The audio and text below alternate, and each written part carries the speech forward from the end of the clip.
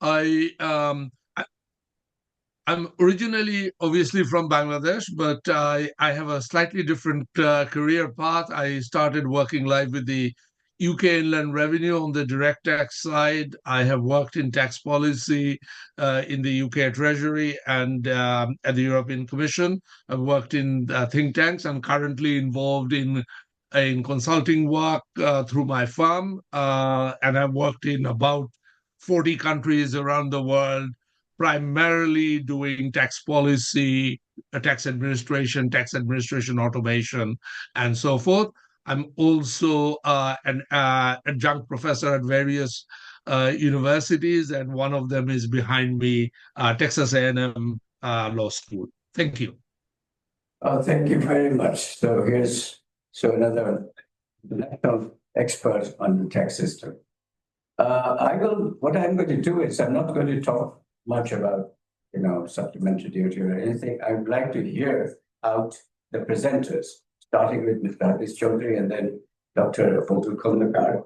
And later on, I want to talk a little bit because I noticed that the focus of this particular seminar today, the review of revenue performance in Bangladesh with special focus on SD and excise. I noticed that the focus is on the domestic, collection of revenue from these two instruments, supplementary duty and excise. But supplementary duty is also on imports. And that's a big chunk of supplementary duty revenue coming for imports and also affecting what we call the trade policy part.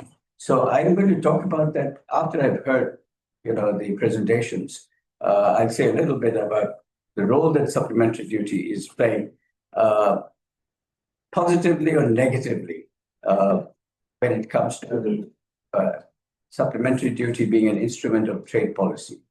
Okay, so I will now pass on to Mr. Hafiz Chaudhry to make his opening remarks. You, sir. Given that I'm also very keen to hear everybody else, I will be very brief. While I've mentioned I've worked in about 40 countries, I have, to my chagrin, never actually done any work in taxation in Bangladesh. So I will just offer three broad points on tax policy work coming from general principles of tax policy, of good tax policy. So the first is to look at excise, and my understanding is it's called supplementary duty in Bangladesh. To think of that in the broader framework of overall taxes. And typically, we always advocate that tax instruments should be thought through in terms of what is their general purpose. So we normally look at a VAT or a GST as the main revenue raising instrument. We look at things like an income tax, whether it's a corporate income tax or personal income tax, as primarily revenue raising, but also to ensure progressivity in the system, especially on the PIT side. A trade tax, as the esteemed chairman has pointed out, trade taxes are an important feature, though their purposes are primarily around protecting domestic markets and creating trade advantages rather than a revenue instrument. It has been the case in the past, but that has typically been. And then we have other taxes like resource taxes, property taxes, and so forth. A key point of that is excise taxes, and typically we look at excise taxes as a way to internalize external costs of consumption of certain goods. So it's a very selective tax. So that's kind of my opening point. Secondly, and this is one of the reasons why we are interested in this research. What I've seen in Bangladesh is that an excise duty system that really looks like an old British imperial excise system, where you used excise almost as a parallel to the customs duty. So the customs duty applied on goods coming across the border, whereas excise duty applied for an internal market. In modern excise thinking, we think of really three core reasons. The primary purpose, as I said earlier, is to internalize those external costs, whether it's health cost, environmental harm, or other social ills. We can have an excise duty on gambling, for example, because it creates some social cost. The second is that typically excise duties on goods, are typically done in modern good practice on a specific basis, i.e., you tax based on weight, volume, strength, or quantity of the good rather than the value of the product. So it's a very specific tax. Third, and this is something that I do not see in Bangladesh. In fact, I see some variation in the schedules, and I have to admit I only looked at it very briefly, that excise structures in modern excise theory should be adjusted to the degree of harm or social ill that we are looking to internalize. So we would call risk proportionate taxation. The third and final point I'd make is that excise should be administered in a very different ways. Because this is typically a tax on physical goods, there are some services that you can apply excise to. It's important to bring in those excise factors, weight, volume, strength, and quantity. Look at transfers of ownership, particularly because so many excisable goods are subject to immediate consumption and are susceptible to illicit trade. It is important to think through excise administration in terms of aligned with your excise policy. So policies that cannot be administered simply and easily should be thought through, should be reconsidered before being implemented. So I will just stop there. Just wanted to offer those kind of framing points, and I'm very keen to hear the other presenters. Thank you. Thank you, Ms. Chaudhary. I think you have set the stage for a very rich discussion and responses from the audience here. We are also pleased to have as our chief guest today, Mr.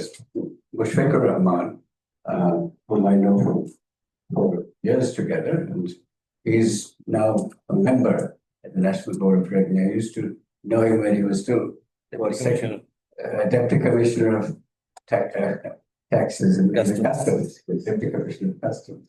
And also, we have a special guest, Mr. Mashiur Rahaman, who's the first secretary. So all relevant people are here. So there should be a lot of discussion. So, Ekonomi, may I invite Dr. Bazlul Khondker to make the main presentation and initiate discussions. Thank you. Respected Chair, Chief Guests and Special Guests, welcome everyone from PRI. So I think we are very fortunate that we have two distinguished personalities from India. It's not easy. They're so busy people, a person that I think Zaidi has, instrumental in terms of bringing them here into this workshop. I think just a background, we see that this is not a presentation that we already have like a lot of outcomes or findings. We're using this as a trigger presentation, trying to have some understanding of the supplementary duty and excise system in Bangladesh, their role in terms of revenue generation, but they have a bigger terms of like discouraging some of the consumption, and also how they're doing that. And I'm trying to see that whether there are some gaps in the policy in terms of, and which we believe with this study we can help NBR in terms of supporting their SD policy in future. We also know that, under the leadership of Dr. Zaidi Sattar, very, rich policy report has been prepared and submitted to the interim government. That report, as you have seen from the press release, have 55 recommendation in terms of direct tax, value-added tax, and also trade taxes. And I believe that will help reshape the tax system and revenue system in Bangladesh. So I think some of the things that we already know. So I will not present all the slides. It takes time. We want to hear from you, very distinguished participants, and also from our two experts from NBR. That they have been working on this field. They know much more than us. So we want to also hear from you. I think the presentation, we basically have the background, which has been discussed by Dr. Zaidi already, and also Hafiz Bhai has also given some introduction. So let's go to the next slide. So this slide, we all know. So this is the reality of Bangladesh, that our economic base is expanding, but our revenue is not expanding in that proportion. So that is one of the reality that we know, and we also have to accept it at this point. But I think from the reality, the idea is that can we actually reverse this direction and try to increase our revenue generation in the next 10 years, something like that. And if you look at the right-hand side, with a similar kind of peer country, with similar kind of structure, we are actually not able to generate that much of revenue that our peer countries are doing, mobilizing, like Cambodia, like Nepal. Sometimes when I go to, meet my friends in Nepal, they say, we look forward to Bangladesh for different things. You are doing so much good things, so they look forward to us. But in this case, I think we are lagging behind them. So this is the reality also, and we have to accept this one. And next slide. And we will use two summary indicator that what is the underlying factor. There are several factors that has been discussed, also reported in the revenue reform reports, also policy reports. But I think two key things that our productivity is very low. So if you look at two graph here, the corporate tax rate versus productivity, we actually collected the corporate tax rate of statutory corporate tax rate of different countries. And you can see that Bangladesh has one of the highest CIT rate, but I think tax collection is very low compared to other countries. So that probably is giving us that the productivity is very low. Similarly, also on the VAT side, we have a pretty high single rate of 15%, but our tax productivity is also, VAT productivity is also not that good compared to the other countries. So our understanding that there's a gap between policy and of lot of frictional things, compliance issue, weak enforcement, the dominant informal sector. But I think the informal sector is also dominant in Cambodia, Nepal, and other countries. Some exemptions that has been also reported in the report. So actually, we are providing more exemption that we are collecting in the VAT case. So this is quite perplexing. This implies that there is our understanding that at this point is a weak correlation between tax effort and economic base. So we need to think of how we can actually, the correlation should be positive rather than the opposite one. The next slide. Sometimes you also, next slide.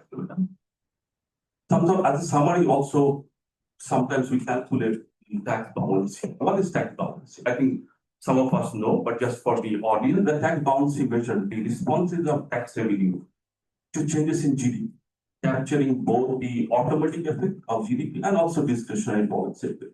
Normally, what we expect that it should be more than one, so that when the base increases, nominal growth increases, the tax revenue will be more than one. And if you look at this graph, we are not doing from fiscal year 21 to 25. You can see that we started with a pretty good tax policy of more than 1, 2.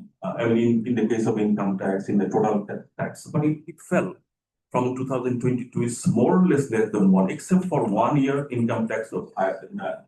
So this is another indication that we are not actually moving in line with the base expansion or economic growth expansion. That is the other summary indicator that the balance also tells us. So we need to see how this can be also reversed. And I think that the aspiration is that that by 2030, 2035, we have some target set, and we can actually reverse this trend. Next slide. Now, this has already been discussed. So we have been collecting most of our revenue from three sources, like one, income tax, the VAT, value-added tax, both domestic and trade from the trade side, and also trade taxes. But in addition to that, we're generating around 17% of our revenue from excise and supplementary duty. Not small. Compared to VAT is small, but if you look at overall, it's not small. And at this point, we don't have the luxury to actually say that we don't need SD. This is the huge amount of revenues coming from that. I think this has already been discussed by Hafiz Bhai, but also that why we're actually doing SD. Because of when we do a policy or in practice, we need to know the information about the harm goods and what are the objective of this SD. We need to have a certainty in terms of manufacturing business and for consumer also. What's going to happen next year? Is it going to be a stable one or we are going to change it? So market stability is also important because we are looking into one or two product or sector, and they actually dominate those is the revenue structure. So if you have some kind of shock on those sectors, this may have destabilized the market. And also theory, we also looked into different kinds of theories in terms of sometimes it's actually encourage illicit trade and informal economy. Suboptimal policy results in growth of this market. The policy recognition is that differentiate between harm goods like EV in terms of car and ICE in terms of car. And then we have to have balance between regulation and taxes that need to have the policy that we are aiming. Next slide. So some people, I get to tackle it too. So some theory, there is also debate in terms of should we actually impose SD on ad valorem or a specific item?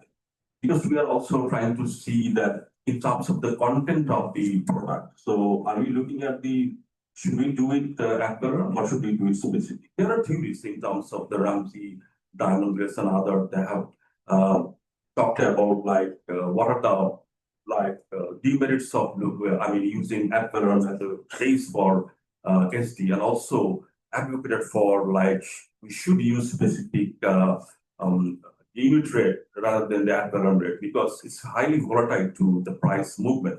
So we have tried to see that from the theory, and in our study, which will be done in the next 2 months or 3 months, we will look into trying to see the alignment between the in practice in Bangladesh and also the theory and the implication for the revenue generation and also the broader aspects of SD and excise in Bangladesh. Next slide, let's talk about more the unit rate of that. You can see that the unit rate remove the inflationary price manipulation effect, revenue linked to real consumption, not prices, cleaner VAT, higher VAT efficiency, more stable output profit for CIT and PIT. And there is a link, we believe there is a link between this SD and the VAT efficiency, and also CIT most likely is also affected by what is happening on the SD and excise front. So the outcome is more stable SD bouncy and stronger VAT and income tax system. Next slide. So the rationale for introducing SD in Bangladesh, this is our understanding. We might be wrong. So I will request our distinguished chief guest and also special guest to correct if something is wrong. We haven't had the interaction with you, but we hope that in the coming months we have more interaction with in terms of data and also better understanding of the system and how you're actually imposing. Because among ourselves we have some debate. How is SD input? The actual base of SD. So if you look at when we started the VAT in 2091, we actually moved from sales tax to VAT. And one of the objectives was that the VAT has to be revenue neutral. The 15% rate we cannot reduce the revenue. So our understanding is that to preserve the revenue, the 15% we calculated that. Incidentally, I was involved with Dr. Hassan Mansoor in the VAT project. I just passed from Dhaka University and he had this project for 1 year. We worked, and he gave me one task that you do the revenue calculation, all kind of things. So we did that, and we found that we started with two rates, 12% and 15%, and then we found that the 12% is not applicable and then also need excise and SD to preserve the revenue. So that was the starting point. Sometimes it's easy and quick for revenue mobilization, compensation for weak direct tax base, as still we have that. And also we support the global practice in terms of discovering harm products, cigarette, alcohol, and also sugary product now. And it's also there is a recommendation from WHO that we should follow that one. We will see that in towards the end of the presentation. Recover additional tax from luxury goods like cars and other captured environment externally, such as pollution through taxes. So that, but one outcome we think the tax burden is not that visible and selective. It is less visible and selective, and mostly borne by a specific consumer rather mass electorate. Next slide. Now, where we stand in terms of it, as we have said, it's not small. Like if you look at the domestic supplementary duty, the import, and also excise, is generating around 70% of total revenue in the market. And as Zaidi will talk about more on the trade side, but you will see that they are imposing on the domestic product and also imported product. And there are multiple rates up there, and the rate dispersion is high. And our understanding that this is our initial understanding to correct that one.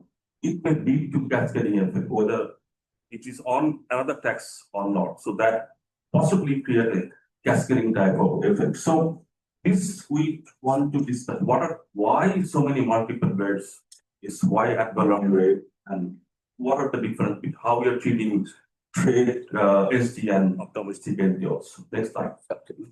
Now, if you look at the policy of the SD, it's much more volatile than income tax and VAT. You see that it's more than 2 into, and it drops to like less than 0 at some year, and then it will bounce back. So it tend to give some indication that it is basically price driven rather than the base driven and the growth boundary driven. So this we also need to look at more deeper. So what are the reason behind such fluctuation in terms of bounce? It should be more stable, but there will be some like logic behind that. We try to find out what are the logic behind it. Is it certain rate increase or some inflationary effects out there which is capturing that, or price increase by the manufacturer or the those are providing those goods? So try to understand better what are the reason behind such volatility in terms of SD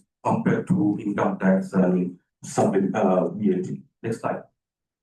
Now this is also like we know in terms of Bangladesh that some of these are we have talked about, but I think there is a industry-wide there is a understanding that like sudden rise in the rate may not discourage consumption, but the consumption may remain same, but there is a large substitution because you have several rates and you have low rates for different similar kind of, not exact similar. There are product differentiation, but similar kind of products. So that leads to some kind of substitution effect. So on the hand, you're saying that okay, I'm raising SD on sugary products, but if it not hot base and I capture all the products, there will be substitution effect. So this thing also we will try to see in the case of our study. Okay, this is also known to us. These are very selective. The base is very narrow. If you look at, we have two charts here. One is on the domestic side, left and one on the domestic one. Only the five, basically we're collecting SD from 5 products: cigarette, others, and beverage. And on the import side, we have, in the domestic, we have 3 main products. And on the import side, we have basically 5. And there's a big other category. So this other category is a big one. And then obviously the vehicle, the car is in a major one. So this is what we are finding initial from our, we have some data. So we use the data for 2023. We have some data by different products. So we use that data to understand the revenue generation or the from the SD system. So that may be also the narrow selective base, maybe another channel of SD volatility of the bounce of the system. Right. So if you look at another differential rate, so you see that like domestic SD, import SD, domestic SD, the main revenue source is tobacco, obviously. We are generating 82% of the revenue, but we have a SD rate of 150% to 350%. Then we have the beverage 4%, mostly around 350% of tax SD rate. And on the import side, the major source is car, and I think we are up to there are various rates. We don't have all the information here or we present all the information, but you can see that the highest rate is around 350%. So that possibly could be another channel of bouncy volatility. So the one thing that we try to understand better in the study is that why the volatility in the bouncy system. Next slide. Now this is also, there are multiple rates in the beverage industry also by different products. And you can see that the dispersion is very high. So we will try to understand what are the logic behind this dispersion. And this kind of dispersion, does it lead to like substitution effect? If there are this differentiated, it may not, we don't know. But we will try to see from the industry, the market share and all kind of things that after some kind of discretionary changes in the rate, what is the reaction in the market in terms of does it lead to obviously one idea is to reduce consumption, but does it lead to reduce consumption? It may not. I mean that's what we are not saying that it will lead to, but there is the possibility. Our theories say that, also practice say that there is the possibility that it may lead to substitution effect, and maybe the consumption is not like actually reduced. What is the ultimate purpose in terms of the harm goods like tobacco, sugary product, alcohol? Next. Similarly, in the case of tobacco industry, we have differential rate, raw tobacco, cigarette, other tobacco products, and nicotine vape. So you see that obviously also there are two major products that we will talk about, but I don't think that we will, in this study, we will mainly focus on a few products, but not the tobacco product at this point. Next slide. Now, SD is also, there is the WHO principle also.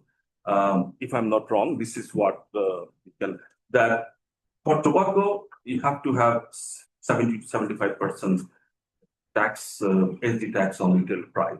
And for sugary product, it's more than 20%. And I think Bangladesh SD structure roughly meets the WHO recommendation for so we are actually compliant in terms of the WHO principle.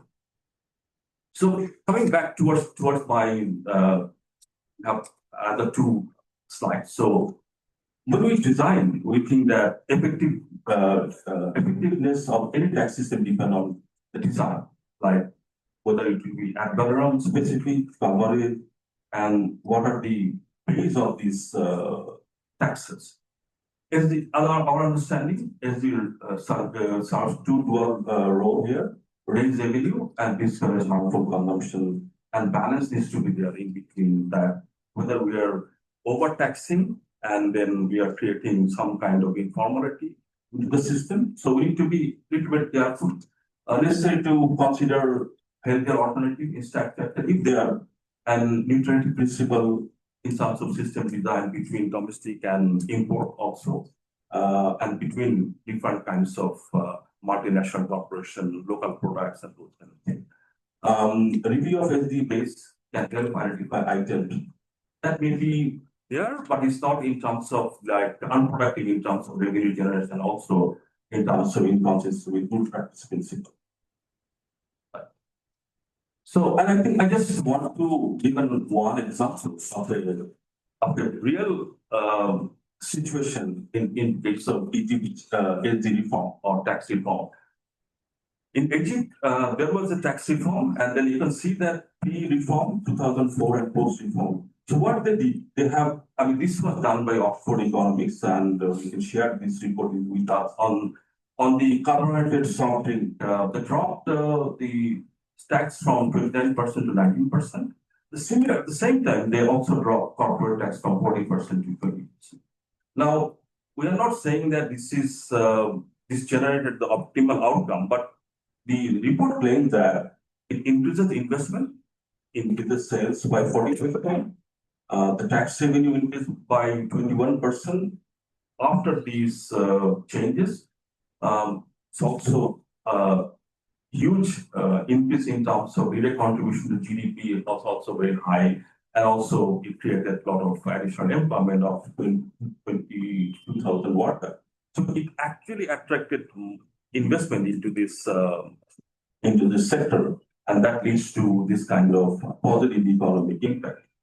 And so on the basis of that, so the last slide is that what next step? So a study on this. So basically, our three objectives. The purpose of the study will be examining the current SD base and structure, recommend possible revised regime consistent with global best practice, and also Bangladesh reality. At medium term, our revenue protection is very important. But at the same time, we see how we can move from over the longer term. Can we be aligned with the global best practice and also the recommendation of the Commission report? The model, we will also model potential revenue losses or gain based on such structure in targeted area. In terms of structure, so as we have said, three things that we examined the structure for the last 5 years. We will request the NPR officials to help us in terms of providing data. We got some data from the in PDF form, but as you know, the PDF form is very tedious and always it's creates more error when we move from PDF. So we will request if you can help us in terms of providing some data in Excel format.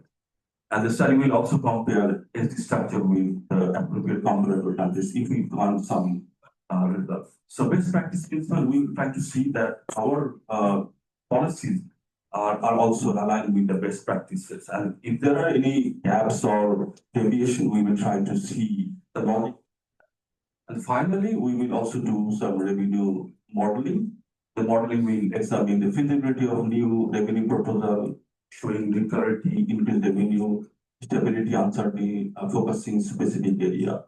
And the reform could include broadening as well as removal of recent taxes there. So we already see that something like food and nuts, very low, but should not be there in the system. So on the list.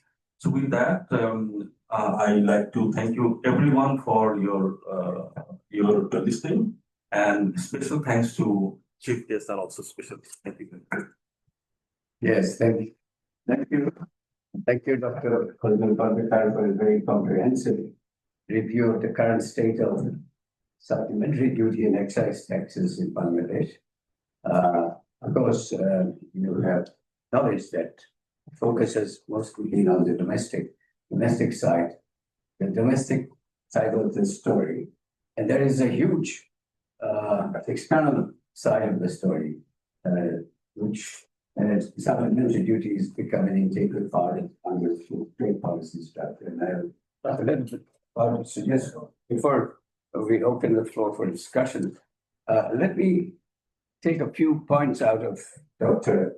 Khondker's presentation.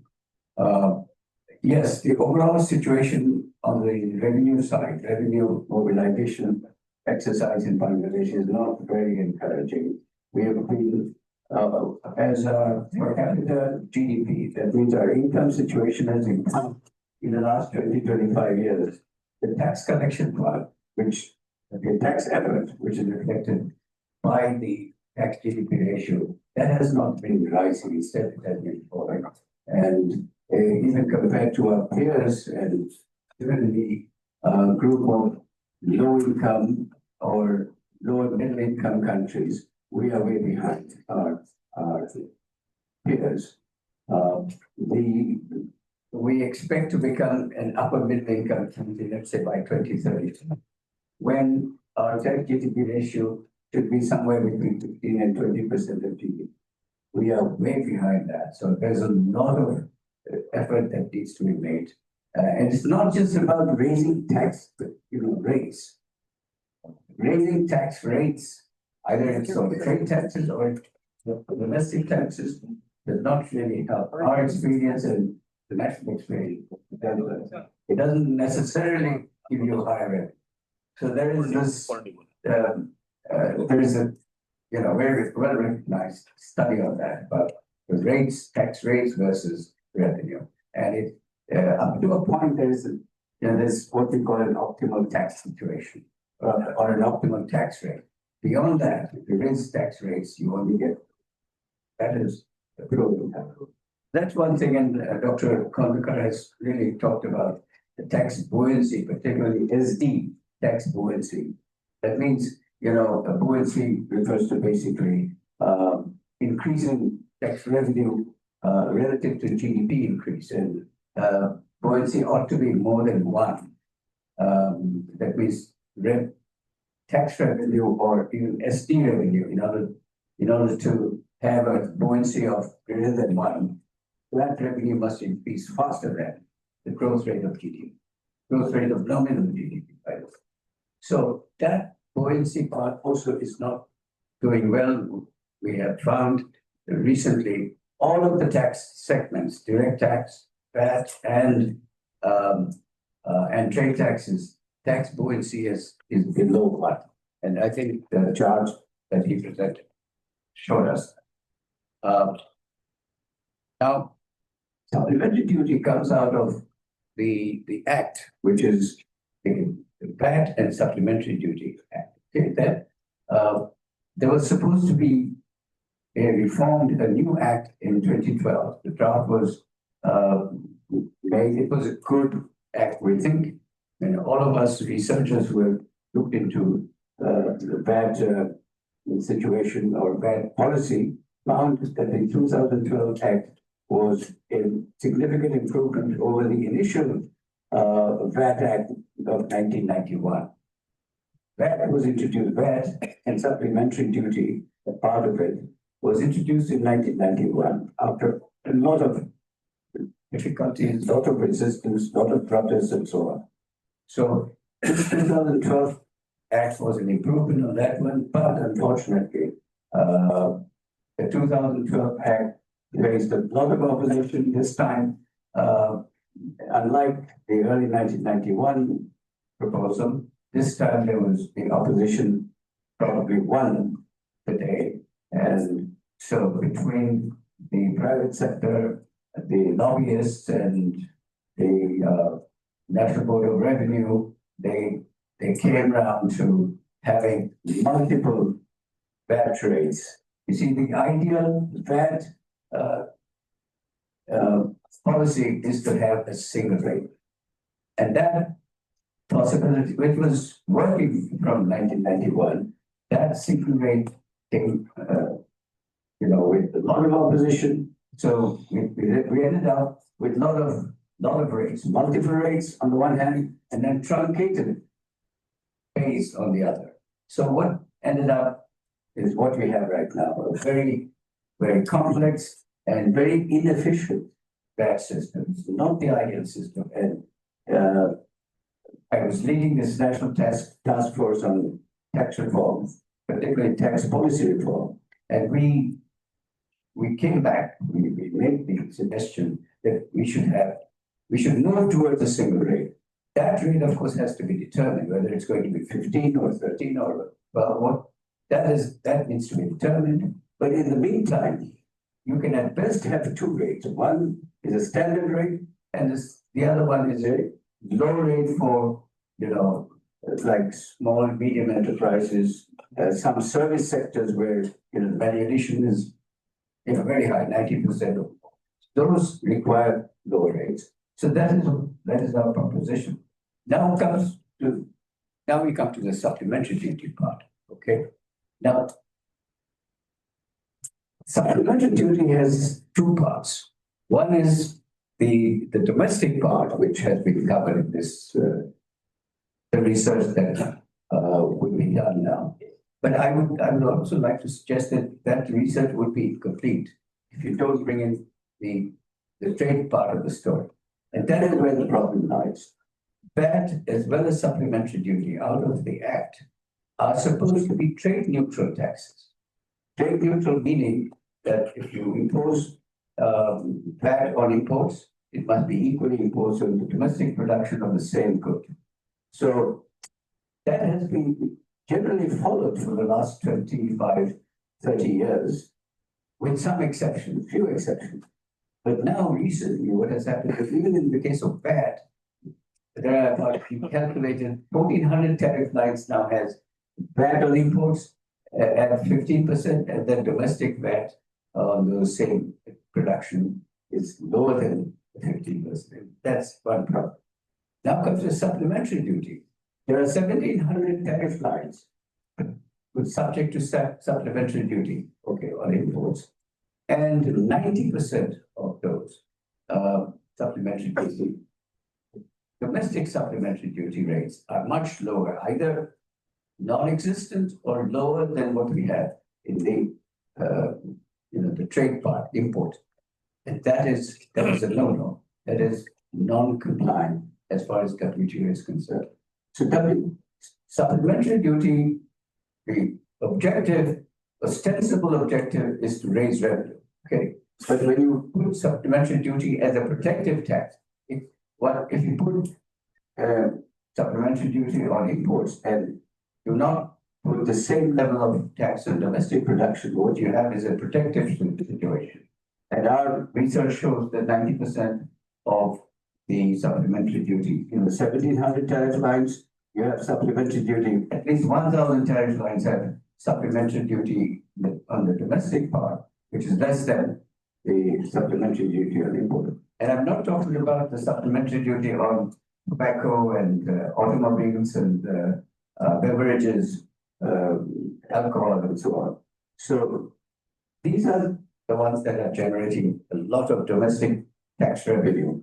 But the rest of the 7,000 products that are traded, those have this discriminatory supplementary duties, which is non-compliant with WTO. And once we graduate from the LDC category, we will face immediate problems. There will be anti-dumping duties, there will be safeguard duties, and so on and so forth. So we will face a problem until and unless we rationalize that.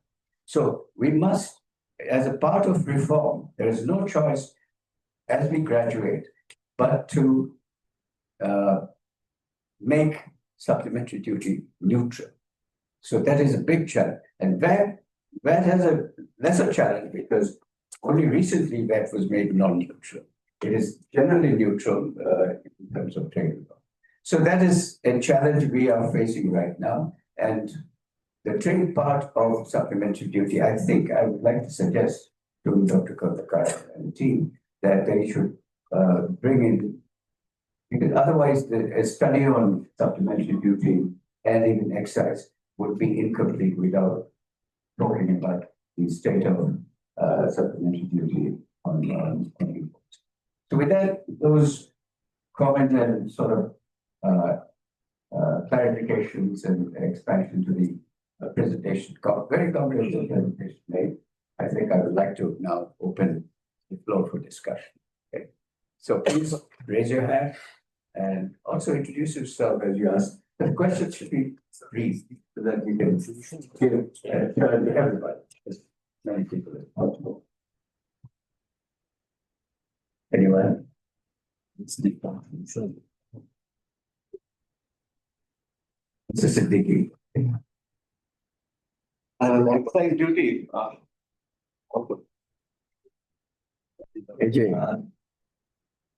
And there is introduced excise duty on bank fixed deposit, pension scheme, and check. Whatever we are using the check, bank check, each and every time we are paying for excise duty. So I believe it is totally against the concept of excise duty. why somebody will pay excise duty on pension scheme and also tax. It discourages the formal economy. But I think it should be revised. Okay, so that's the proposal. No excise on these bank deposits and small transactions. Okay, well, I think the policy reform proposal has that suggestion to. Thank you. That's fine. Okay. Next.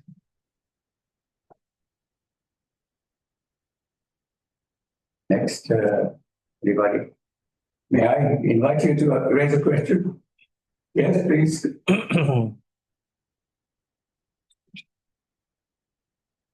I'm a little bit illiterate. Yes, you know. Yes. Now it's on.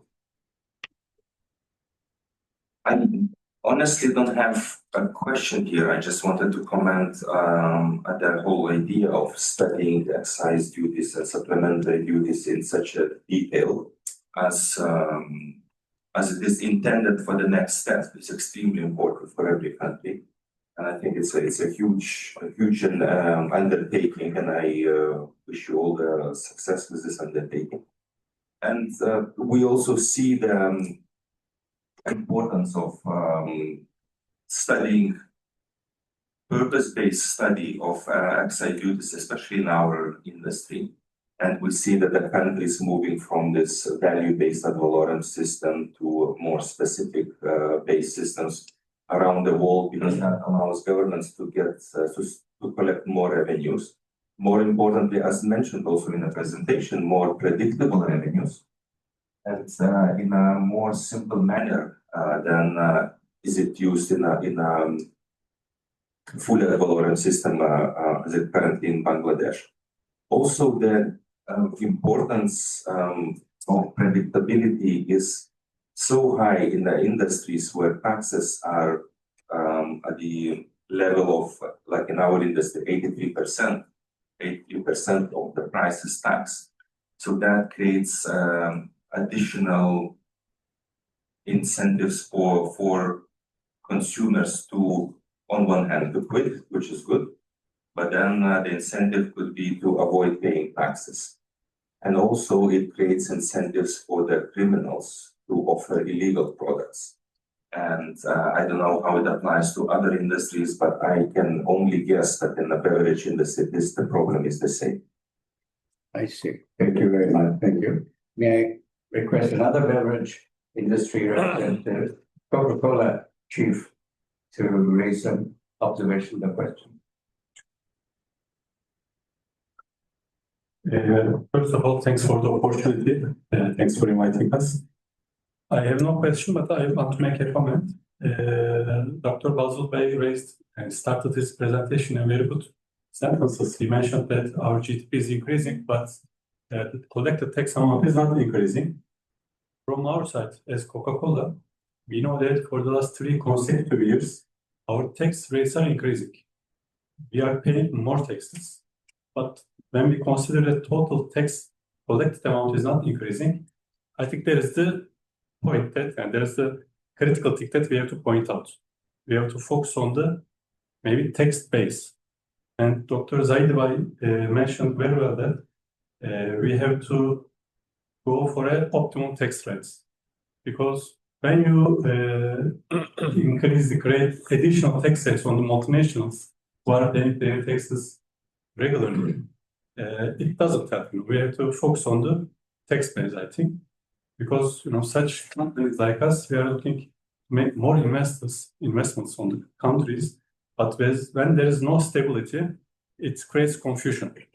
Because there is no stability, it's hard to predict what's going to be on the table next year.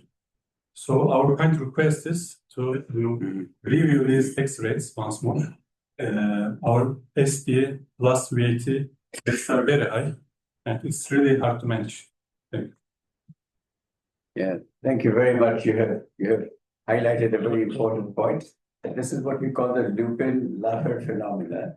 If the tax rate is above the optimal rate, then you start getting lower revenues, not higher revenues. So higher tax rate does not give you necessarily higher revenue. So that's a good point here. And Bangladesh, unfortunately, is having rates that are too high.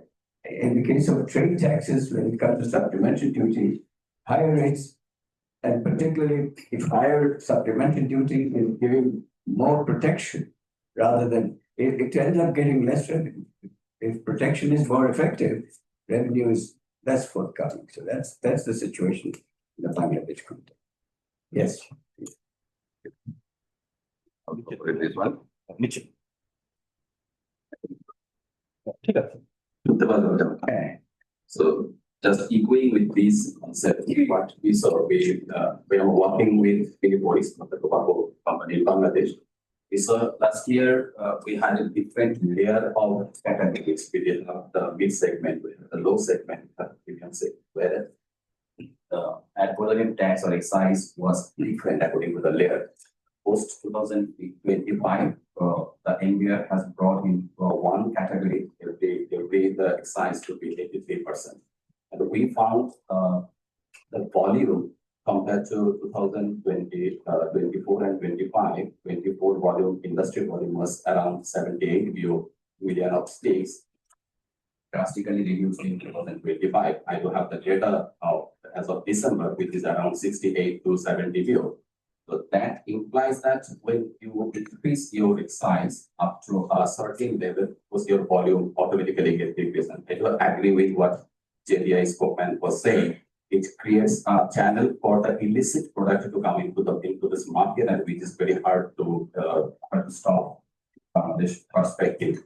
And to the policy member, one of my suggestions will be we see in this industry hiking the rate of SP and excise almost in an executive years, almost in each and every year we see there is a hike.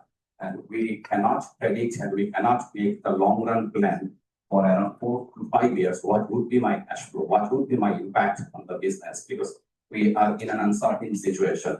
What will happen? Because it has created fear into the business person at the time of budget. We don't know what's going to happen. How will it impact? So we want a sustainability in Parliament where we can predict for the next 3-4 years that's going to happen, and that is the structure that will remain consistent.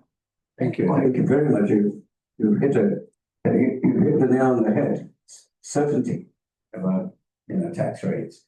You don't expect tax rates to change year after year, and you can plan your investment, you can plan your operations and production also. Okay, thank you very much. Last fiscal years, we have been contribute as a sector is around more or less 40,000 crore BDT. So this is like a 10% of total Indian revenue. And as my colleague is mentioned, is 83% total excise. This breakdown 67 is SD, 15% is VAT, and 1% is health surcharges. So if you think it simply is out of 100 taka, we pay to government 83 taka. Its remain is 17 taka. Since 17 taka will operate in such kind of big operations. So is it the viable in this country? And as a result, the illicit. So as a legitimate manufacturer, so we command to the India. So we need to be looked at immediately about the restructure of the excise in the next upcoming budget. There can be breathing space for our industry, and we believe as a big player in the industry of the country, if we alive, then the government will get more seat for the countries. Thank you. Thank you. That's perfectly legitimate to say, because you are the main taxpayers when it comes to excise and also supplementary duty, the tobacco sector, and then automobiles, alcohol, and all these things. There's a substantial revenue coming out of these sectors, and therefore the tax rate is very critical. So what is the best? In fact, Dr. Bazlul Khondker is just the right man. He can simulate these revenue exercises to find out what is the optimal rate which will give the maximum revenue. And NBR should be listening to Dr. Khondker when he produces the results. Okay, that's all. That's a part of this exercise. Thank you. Thank you, sir. And on top of that, there is in top of the sector, the corporate tax is 47.5% on profit. So I think everyone can imagine, so how is burden on this sector, and it's going to lead to the, like, which I mentioned, the illicit product. So estimate manufacture is really burden on us. So we believe, so India is looked at in a serious manner. Is the other point. WTO, for instance, recommends more than 75%, tax in order to discourage tobacco consumption. You should ask. Sir, in WTO recommend is 75% is highest, but Bangladesh is imposed in last year, 2025, is 83%, from 76%, which is 7% higher in one job. So Bangladesh is 83% is one of the highest across the world. Okay. So this also need to be in mind in us. Okay, good point. All right. So, yes, Mr. Farray. First of all, I'd like to thank you very much. I always come to PRI and because it's an opportunity to learn. And this is where you bring up key policy issues for debate. I think I find it always very interesting. I think the questions that we've seen the Khondker raise in the study make me already very excited. I look forward to reading this research. I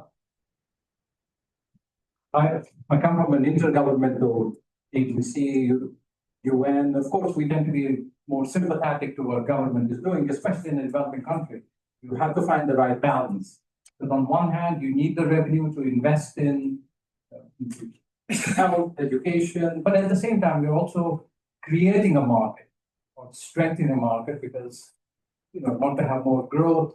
And so it's obviously very, very difficult. But then we also know, as an economist myself, the tax, there's a revenue side of it, also there's the policy. How do you make the market or you affect behavior? But also, if you look globally, taxes or tax policies tend to be somewhat sticky. Once it's put into place, it doesn't change. So this kind of research is indeed needed. I think now with, we have more information is available, there's AI and all that. So these should be done more regularly. I think in the past, of course, government didn't have access to information to see how a tax that is introduced for good reasons can have impact, not only in terms of maybe it's not generating the revenue, but also affecting market behavior. And I was reading the other day, I think this was in the 1700s, England and Wales, they introduced this window tax.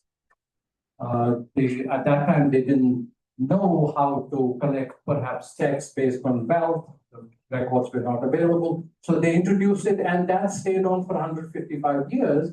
But it had, again, I don't know whether studies were done, but apparently it had impact on public health. So, but it went on for many, many years. So, but what of course people also did in order to avoid paying taxes, they closed the windows. Some had 10 windows, 15 windows. So they instead it encouraged brick walls. And that had the public health impact that I mentioned. And I was, my first visit to Vietnam, I think it was Hanoi perhaps, I saw some buildings, they were very peculiar size. I didn't do any research afterwards, but someone told me that it was as a result of the taxes because they were paying taxes in terms of the space. And so they were vertically very thin sort of buildings I saw in a particular region. So, I mean, there are those distortions as well, because, people will look at opportunities to pay less, and it's a difficult task. But I really look forward to this. I think it raises some very important questions. Thank you. Thank you very much. Okay, we still have a bit of time for some more interventions. Please introduce yourself and with a short question. Yeah, short question. There is the one from Bill. Business Initiative Training Development. Basically, the new VAT and SD Act has been enacted. 19, sorry. And the purpose of that act was to simplify the VAT process, basically the cascading effect.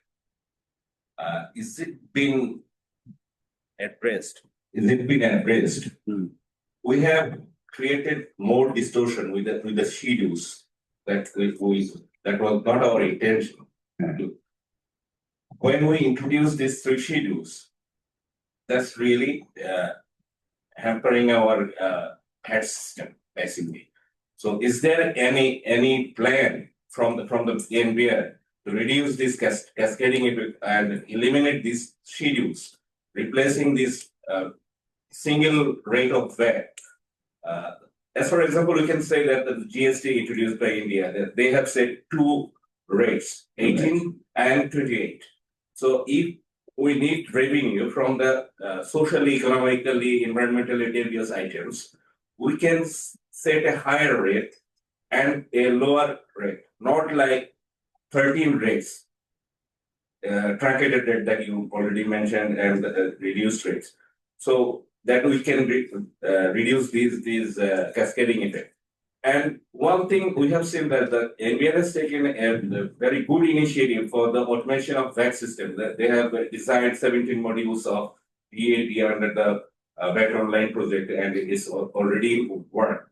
But interaction or connectivity between the 17 is not working, because whenever you are submitting the return, a monthly return, we can see that we have to go to the office. So 6.3 and 9.1 is not connected yet. So what is your course of action for automating the whole VAT process? Because you know that the commercial importer is raw materials, they are not getting the credit yet. So it is impacting our inflation directly. So we have calculated from our bill that one of our study, the single step taken by last year's budget about AIT is impacting 0.17% of inflation. So if we calculate the changes in SD or other implication or increasing tax like tobacco, beverage, there is an example that it's not working. That we are targeting this on the basis of whose direction we are increasing the tax on SSB products. Good. But it's 20 to 25%. But the collection was to 1,200 crore. That's 12 billion in BDT. But whenever you're imposing 5% extra tax, so it's not giving the yield, it is giving negative yield. There may be a distortion of tax calculation or dodging, because we have seen the raw material that is almost same they are bringing, and the CAGR is not reflecting on that way. So these automation system, this automated system, how it work, and what's your plan? We got the message. We got the message. I mean, bottom system this multiplicity of rates about truncated page data. This is just honest. And we need to move towards a standard rate as the best option in any value-added tax system. But that's the, the second best option. The standard rate about the low rate for. Arekta issue neutrality. By neutrality, ban upon supplementary duty.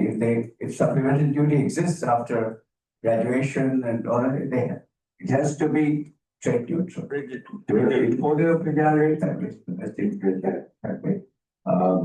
With few exceptions.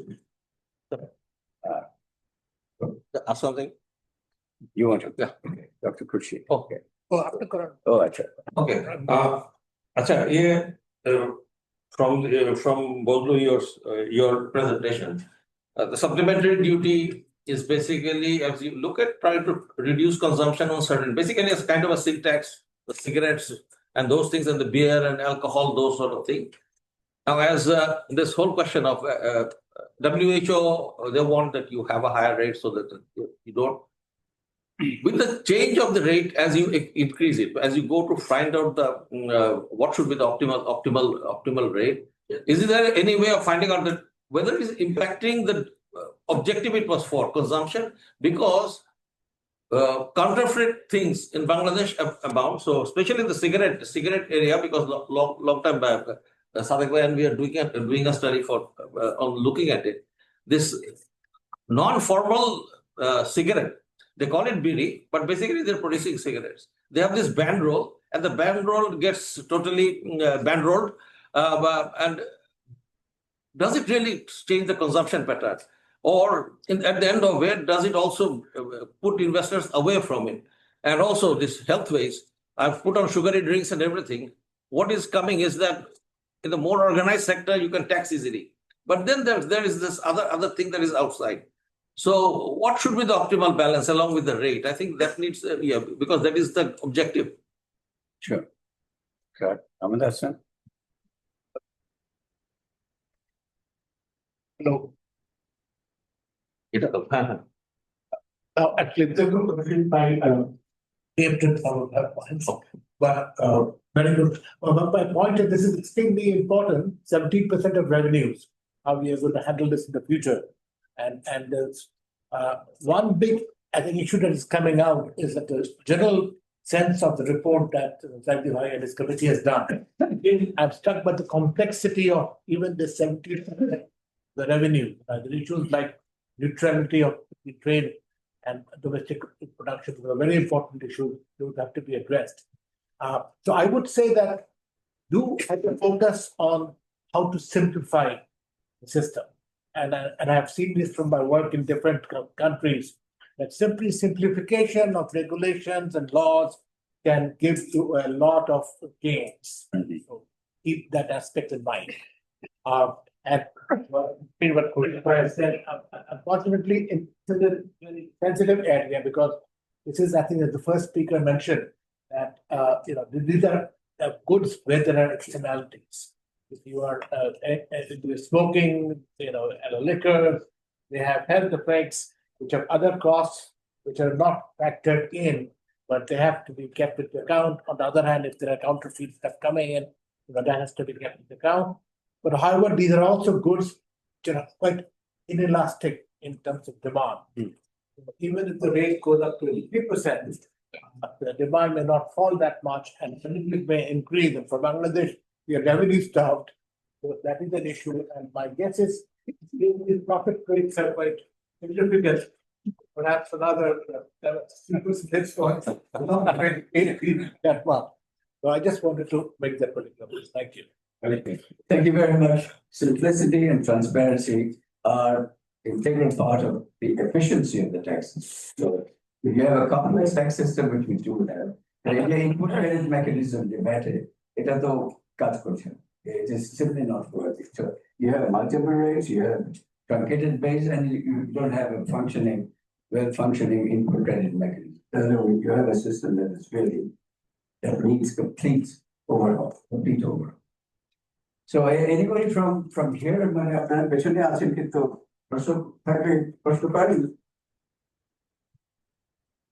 the ladies are all quiet. I'd like to issue a question, but observation. If you have any observation, you're most welcome to make an observation. Okay, don't have to ask a question. Okay, anybody? All right. So here we go. Thank you, PRI. Our observation was that I just want to thank NBR. So basically, NBR is working hard to chase the revenue target. And I hope that this PRI report will help NBR to come to a point that where increasing the policy or restructuring the policy is not always helping to get revenue growth. But working closely with NBR, what I understood that they are trying their best. They are working hard on everything. They do not want to put pressure to any company, and we should also support them. Thank you. Thank you. Thank you. Thank you. I would like to believe that they don't have to put pressure on anyone, company or individuals. So they should have a system, a policy. The structure of taxes should be, as mentioned, simple, transparent, not complex. And then we have और in complexity है वो issue pressure दिए तो revenue power and have by 6.6% of GDP. So that is the latest calculation of our tax GDP ratio. You can't get worse than that. এর চেয়ে খারাপ আর হওয়ার সম্ভব না। So এখন আমাদেরকে উপরে যেতেই হবে. It has to happen. Okay. So anyway, I think we've had a very rich discussion. Mr. Hafiz Chaudhry has some observations. So let's go with Mr. Hafiz Chaudhry. Yes, you're welcome. And after that, we will pass on to our chief guest and special guest. Okay. Thank you. Thank you very much for indulging me. Just I want to make two quick points following up.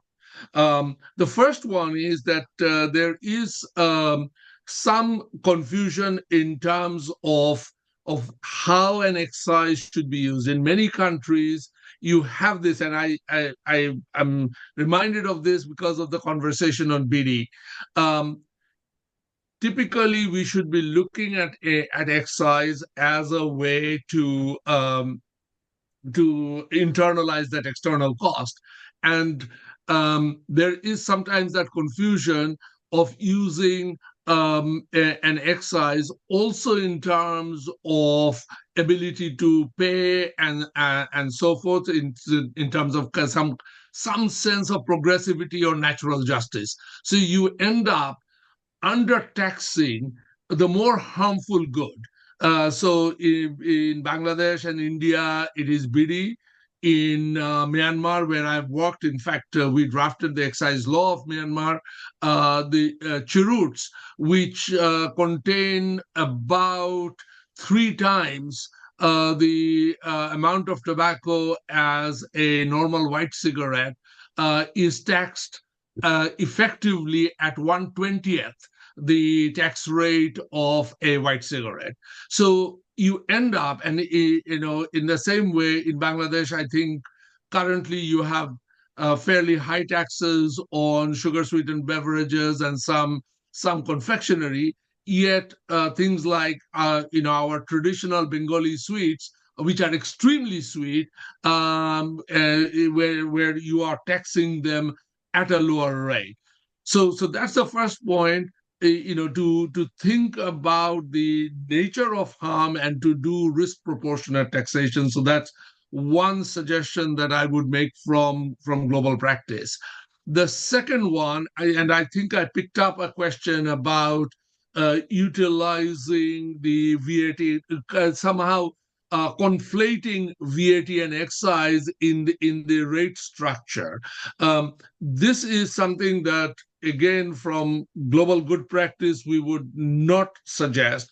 You would want to not treat the excise as a kind of secondary VAT.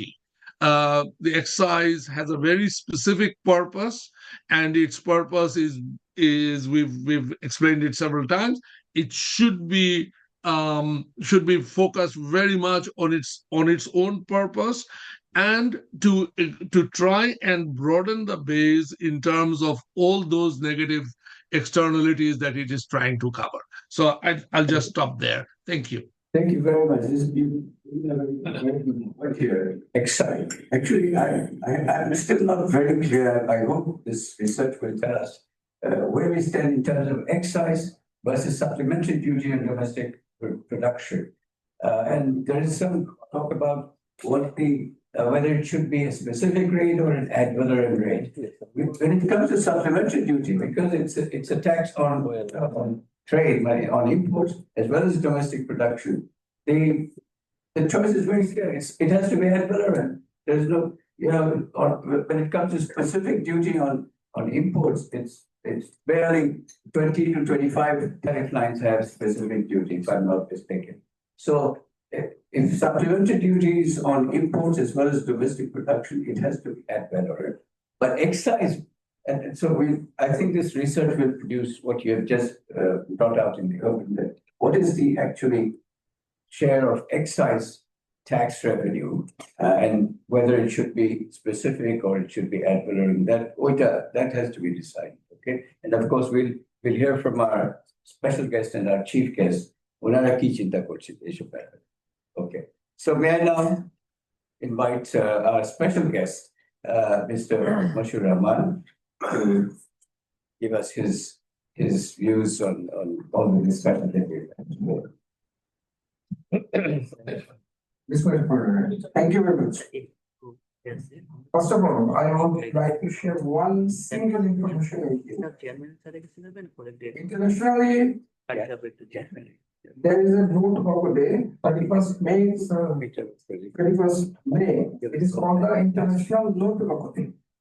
You guys know the last 2025 সারা ওয়ার্ল্ডের ভিতরে WHO থেকে special DG award থেকে পেয়েছেন।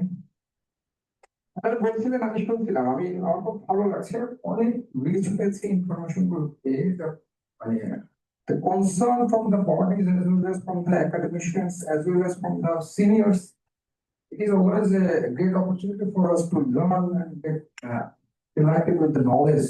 It is a great opportunity. But সবচেয়ে ভালো লাগে হচ্ছে কি যখন আপনারা এটার সাথে আসলে লেটেস্ট ইনফরমেশনটা সহযোগী করেন। বাংলাদেশ গত 56 বছরে এই প্রথম স্পেশাল ডিজি অ্যাওয়ার্ড পেয়েছে WHO থেকে, এবং সেটা বাংলাদেশকে যে প্রতিষ্ঠানটাকে দেওয়া হচ্ছে সেটা হচ্ছে national board of revenue, NBR। আমরা কাছে হাততালি পেতে পারি কিনা?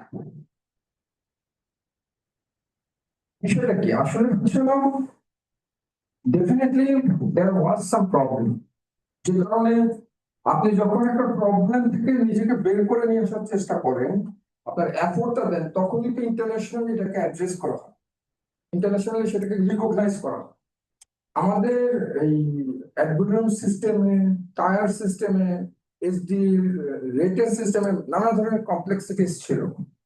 আমরা এক বছরের ভিতরে গত লাস্ট 1.5 ইয়ারে আপনারা যদি NBR এর টোটাল রিফর্ম গুলোকে একবার আপনারা দেখে আসেন, তাহলে কোয়ান্টিফাই করে বুঝতে পারবেন যে NBR টুয়ার্ডস কোন দিকে যাচ্ছে, আসলে তার আওয়াজটা কি কোন দিকে। আমরা বলি যে tomorrow would not be the perfect day, but tomorrow should not be the, or মানে it should be the better day at least, মানে কখনো যেন পিছনে না যায়, ঠিক আছে। আর এখানে আমার মনে হয় যেটা যে কোনো, আমরা তো একটা ইকোসিস্টেমে থাকি, তাই না? এই ইকোসিস্টেমের ভিতরে যখন আমরা টোবাকো ট্যাক্সেশন নিয়ে কথা বলবো, SSB নিয়ে কথা বলবো, if there are no representatives from the health ministry or from the WHO or from the other social activists, so it could not be would a complete round table হয় না তখন, ঠিক আছে। বিকজ আমরা একটা পার্ট দেখছি, মানে health ministry ওনাদের সাথে আমরা এখন খুবই অ্যাক্টিভলি এনগেজড, ভেরি এনগেজড, কারণ world is moving towards the মানে বেস্ট প্র্যাকটিসেস। এখানে আপনি কখনোই ট্যাক্সেশন কার জন্য?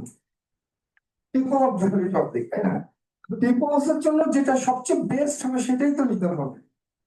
আমরা যদি সারাক্ষণ আমরা যদি এক সাইড দেখি, একটা অন সাইড ইজ আমরা how we are acquiring the revenue, but এই রেভিনিউ তো খরচ করা হবে পিপলের জন্য, তাই না? তো পিপলের এই বেস্ট ইন্টারেস্টটা কোথায়, সেটার জন্য আসলে ফুল সার্কেল দিয়ে দেখতে হবে, number one.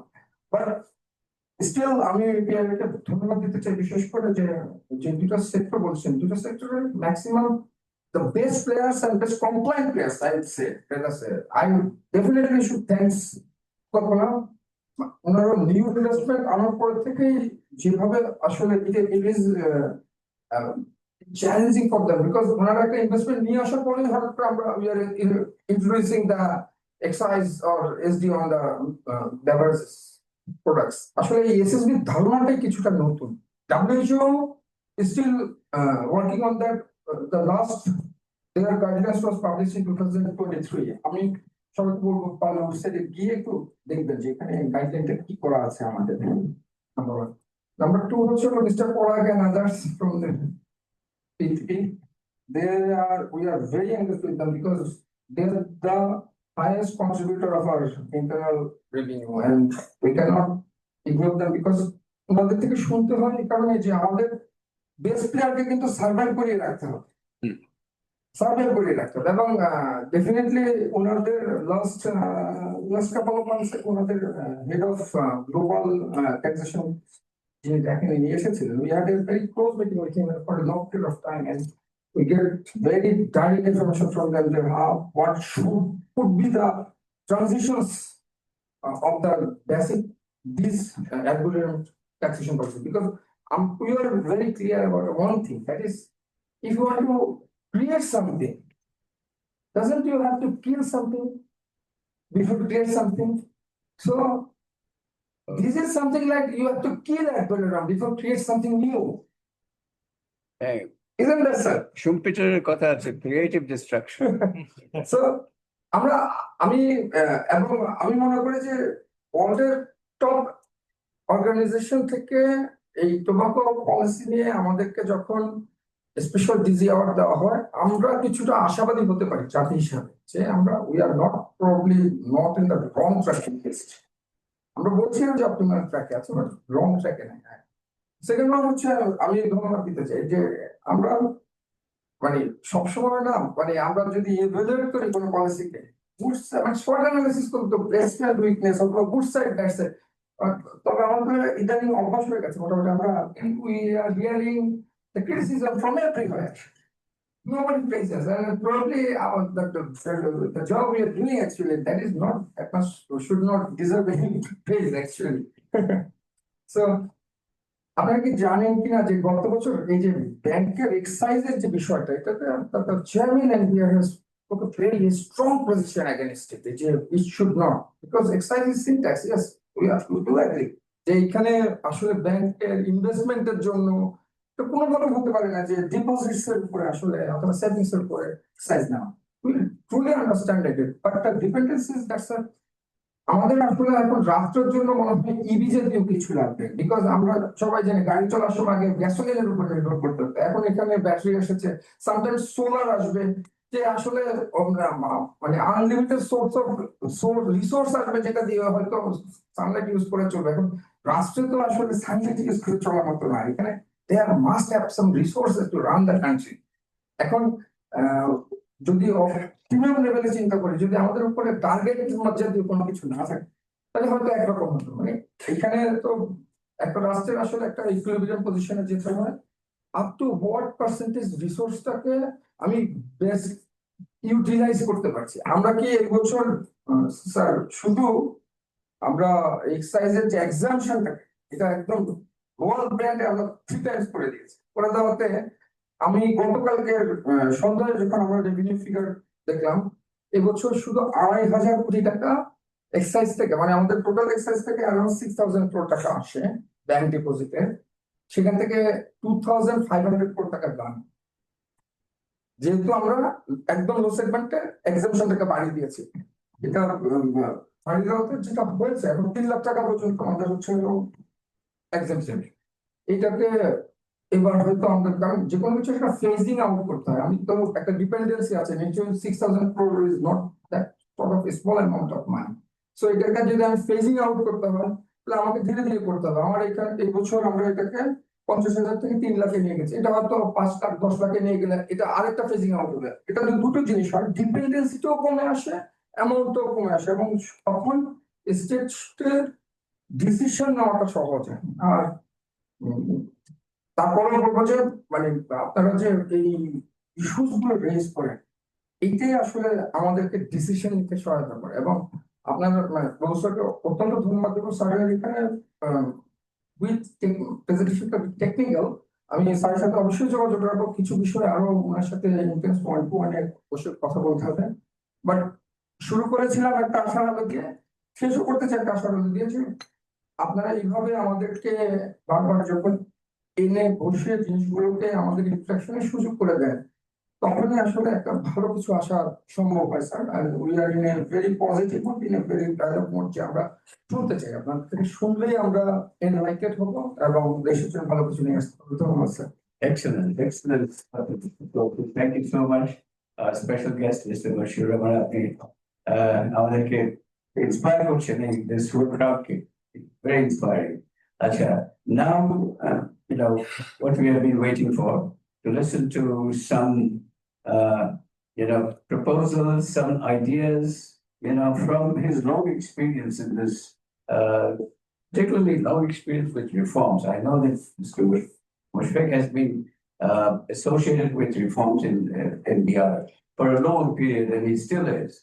So his experience with reforms, including the reforms that we look forward to in the next government, which I guess legacy very crucial. So, Mr. Mushfeq, you're finished. The floor is yours. Thank you. Honorable Chair and all the invited guests, I'm quite nervous, in fact, speaking in front of such an enlightened crowd. It's difficult to actually express what we understand as a practitioner when we hear so many things from the academic researchers.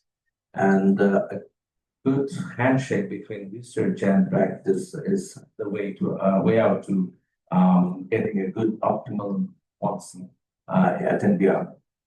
As I understand, today's topic is basically focusing on safety. And as from Mr.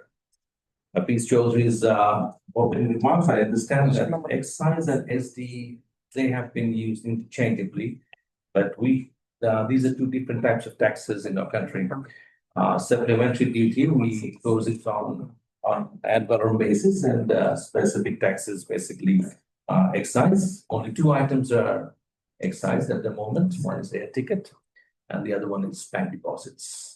And as I understand that bank deposits, excise of bank deposits is not really a very welcome item. And like my colleague just mentioned, that we are not encouraging this anymore, but still, NBR needs money for the government to run. And for that, we can't eliminate all the taxes at the moment. But coming back to supplementary duty, and this is actually one very two-edged, so we say, sort of Democrats, right, sir? So do we get rid of it or do we give it? On the one hand, and Bangladesh is one of the, as you all know, it's quite embarrassing for us also as well that we are on a very low tax GDP ratio, below all the countries except Afghanistan and South Asia, and mostly all other countries in the world. One of the reasons being that we have just learned from this presentation, and we all knew it from for a very long time, our productivity of the rates, the elasticity, they have not been really worked on. They have not really been dug into why it's really not really being productive.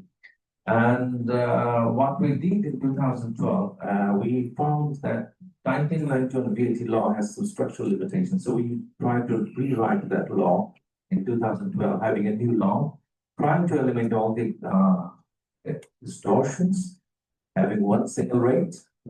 But unfortunately, it took another 7 years to debate and make it effective in 2019, having almost similar features of 1991 law.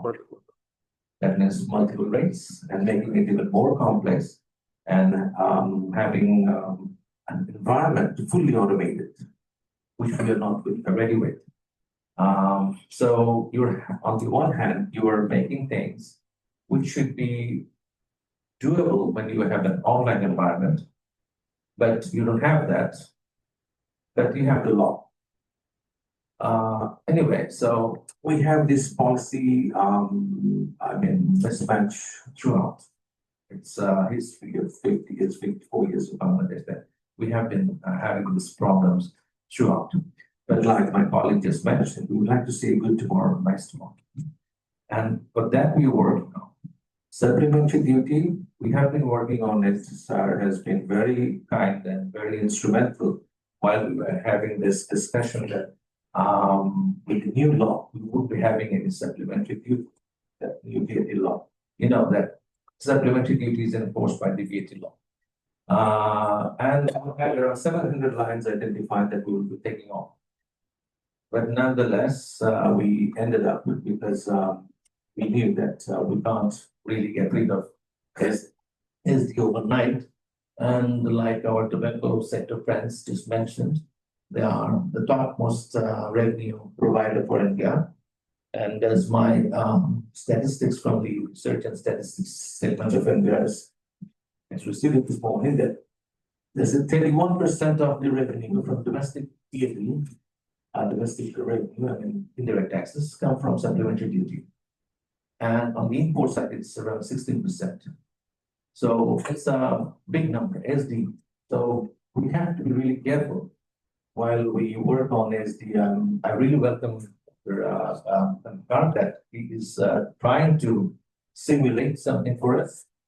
And I would like to look forward at why we can't get rid of SD. I mean, many countries have done it. So what's wrong with Bangladesh? Why can't we do that? And I would also invite you to run a tax gap. That is very critical for us. We are not having that. I mean, we get the figures like 30%, 40%, but no solid study, empirical studies, because we all have desktop researches, but we need to have some field researches. Why the retail shops are not paying off? Why do we stand? If you remember that we have this VAT week from December 10 to December 15. And this in December 2025, we have enlisted registered 131,000 new VAT shops. So even after this 1991 we have introduced, we have hundreds and thousands of shops not registered under VAT. Now the predicament we have, they are not submitting VAT returns. So our return submission rate is fallen. So you have given registration to people, now they're not submitting return, and then you have to ask to the people, I mean government or high upset, why your return submission has fallen. So these all things put together is not a very easy scenario for the enforcers, and like we have seen in this presentation, that it is mainly it's the enforcement that is causing the problem. We don't have huge problems with the law, like the multiple rates. We still have options. Someone who wants to pay 15%, they can pay 10, 15%. But people who are like, we understand that they don't have enough resources to maintain accountant or some accounting software. They claim that if we go for full accounting system and maintain invoices for tax credits, it's not doable. So please give us some flat, simple thing. That's where this specific rate comes in. Those 5%, those 7.5%, they come into the picture. But you see 7.5% is 50% valuation, which is very high, which is not realistic. But they're paying 7.5%, which indicates that something is not right somewhere. We understand, we all understand that. And finally, I would like to highlight something on the governance, the financial governance. It also comes with our esteemed colleague from the income tax, who was in income tax. We have been talking about combining tax with VAT for a very long time. And we have bank finances for most of the companies. And in many cases, banks do not finance if the cash flow is negative. It's very obvious that they would like to see that your finance is return, they can pay off the loans. And for some reason, they show a very inflated sales figure in those financial statements. And when income tax, they pay taxes based on that. For VAT, they show a very low figure. So the governance part is also very important. We have to be connected. Once we have very compliant taxpayers, I'm sure beverage industries, tobacco industry will not have much problem, even with a high tax rate. Mashiur, I think he missed last year. We raised the rate. You reduced your production, but we got higher revenue, which is the ideal tobacco policy. Higher rate, less consumption, but more rate. Because of inelastic demand. Yes, that makes sense. Yes. So we took advantage of that elasticity thing, yes, that I just mentioned. So we just try to, and you see, health, I mean, the WHO, they awarded us for that policy intervention. But like, I mean, it's a good thing that people are breathing, But it's also not good because we are relying heavily on cigarettes. This is why it's like our garment sector, right? Not diversified. Our revenue is heavily concentrated on tobacco. Our large taxpayer unit, they live on tobacco. If 1 month you don't pay or you pay less, we are in serious trouble. So this is something we have to work on. Philip Morris, I mean, these 2-3 companies, they are paying off, and many small tobacco industries there, they are producing probably not the free for paying taxes. We have to work on this, and the whole system has to be digitalized. We just can't run, and we were talking before this even started it. You just can't go for manual intervention every corner of the store. We're trying to introduce this digital chip for the tobacco cigarette packs, the new QR-based system. But again, somebody scan it and report it. So you're involving human. And when there's human, there's always the tendency that he may not be 100% correct. He can be influenced. So this is the challenges administration. I mean, it's good there. I mean, globally, it's not that Bangladesh is the only exception. There are challenges in almost all the countries. Tax rates. One of the reasons that I would not my cup of tea though. I mean, income tax rate. We'd like to see that we're reducing the corporate tax rate, raise the personal income tax rate. But in most of the cases, when these policy decisions are being taken, we face serious challenges from our many policy because personal income tax really hitting the individuals who are movers and shakers. And corporate income tax, they don't really, I mean, most of the companies, they show they're not paying much money. So this is a serious problem. Anyway, I don't want to drag this too far, but I would really love to see the research you were following up with this presentation. And NBR is ready for all the data as usual. Since 2004, I have been working with Zaidi with our second set of customer policy. We're preparing trade data at that time. But now probably you may have some VAT data as well, because now we're having online return. So back then we had all manual returns. So I'm ready to provide data if you want to do the joint research with us. Because NBR really needs. That is one area we're lacking. We don't have information. Like you have some figures here. I mean, with some of the figures, our figures, they don't match. Statistics is a very tricky area.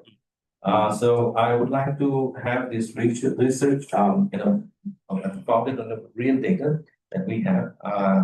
You can use it, and hopefully we'll be having a much more balanced tax policy in coming days. And supplementary duty, yes, I'm very much in favor of getting it up as much as possible and reducing the numbers. Also, I would like to echo with Zilson that national treatment, the WTO guideline for you're obligated to have same rate you're applying at the import state and also on the domestic state. We have lots of discrepancies there. We are applying, and that's because we are probably LDC. We're getting away with that. Getting away. But after 2026, when we graduate, the other trading partners will not be as kind as they are. So with that note, thank you all. Thank you, sir, for inviting me. I understand that this is something we need to really work harder on this. And let's talk more, get more information, be transparent. Very good.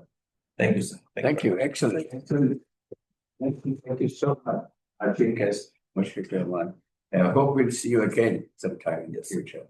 Now it's the turn of Dr. Khurshid Alam, our Executive Director, to give some closing remarks. Thank you. Okay. The chief guest has already given the closing remark. The good thing, Bazlul, is you can look forward for real data, and that's on the positive note that we go by. But at the bottom of it, some long-term tax reform, whether it's the VAT, whether it's the customs, whether income tax is needed. Because at the end of it, this uncertainty is created. We understand that the tax officials are always under pressure to meet targets, but then that may have a longer term problem because you want to have investments to come. You want investors to be investing and to trigger the growth, which will give more revenue down the line. But we always get back into this little thing of trying to, okay, where is the revenues? For example, the excise and the banks. Are we trying to discourage depositors? Effectively, it looks like that. We don't want depositors to deposit money. So this cannot be a good policy or something to show about. But the whole sin tax thing is very important. But we also want that good investors, they get the benefit of paying the dues, right? And then the counterfeiters are. So where is this enforcement? How do you go about doing it? But there is a positive note is that everybody is looking for and your next round should be much easier because you now have a counterpart to work with. Thank you. And with that, let's close it and thank you everyone for coming over. Thank you. Yes, Sir. very good. Thank you. Thank you for inviting and more often. Especially again,